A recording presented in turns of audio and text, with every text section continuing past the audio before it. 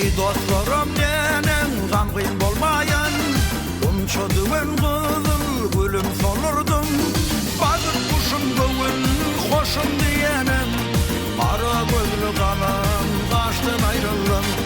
Bazı kuşum göğün hoşum diyenim, ara gözlü kalan kaçtın ayrıldım.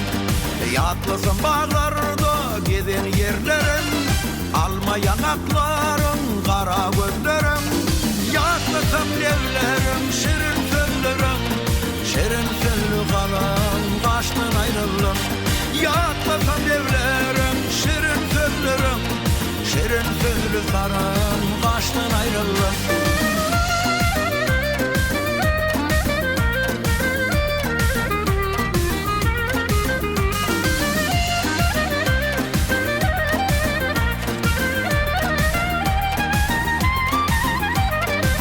Yadıgar kalsın ol geçen güller, geceler gündüzler terçemen güller. Barısını cennet ol uzak yollar, köylü yıllardan yardan ayrılır. Barısını cennet ol uzak yollar, köylü yıllardan yardan ayrılır.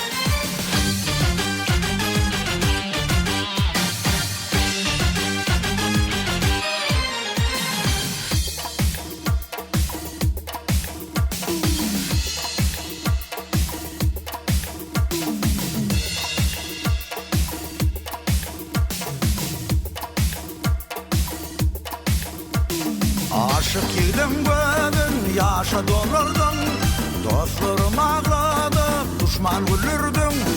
Bazı kuşum bugün hoşum diyenin, kara gözlü kalan kaçtan ayrıldım.